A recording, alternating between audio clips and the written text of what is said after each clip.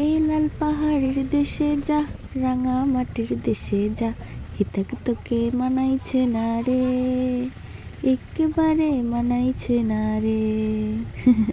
আমার গানের গলা একদমই ভালো না, হেরে গলায় গান গাইলাম।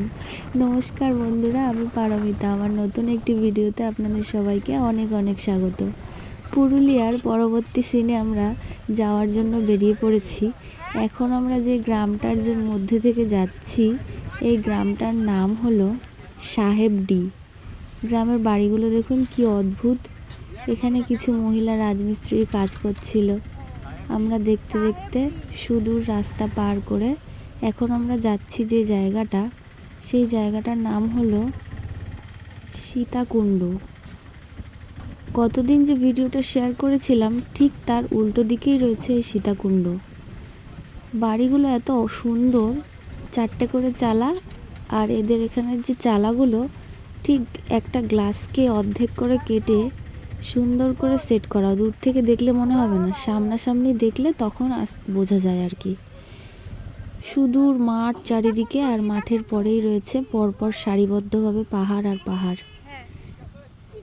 পুরোপুরি গ্রাম্য ও মনোরম পরিবেশ। এখানে রাস্তাঘাট একেবারেই খারাপ ছিল এই জায়গাটার, যার জন্য আমাদেরকে ড্রাইভার নামিয়ে দিয়েছিল আর বলছিল তোমরা একটু হেঁটে এগিয়ে যাও, আমি গাড়িটা নিয়ে ক্রস করি, তারপর আবার তোমরা আমার গাড়িতে উঠবে। আমরা এখন এসেছি সীতাকুণ্ড।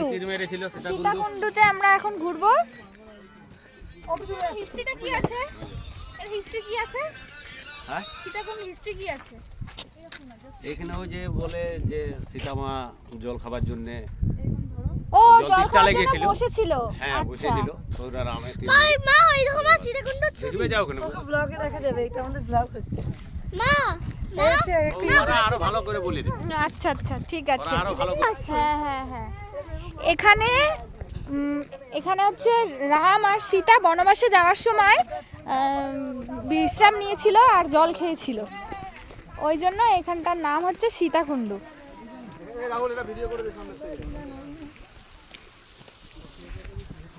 এই যে আমরা এখন নামছি, এই যে এটা হচ্ছে সীতাকুণ্ড। এই সেই জায়গা যেখানে মা সীতা আর শ্রীরাম জল খেয়েছিলেন।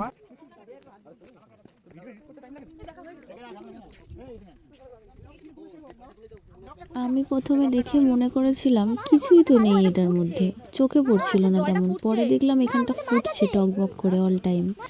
জলটার মধ্যে হাত দিয়েও দেখলাম জানেন, কিন্তু জলটা কিন্তু নর্মালি ঠান্ডা যেমন হয় আর কি। যাই হোক, এখানে ঈশ্বরের একটা ব্যাপার আছে।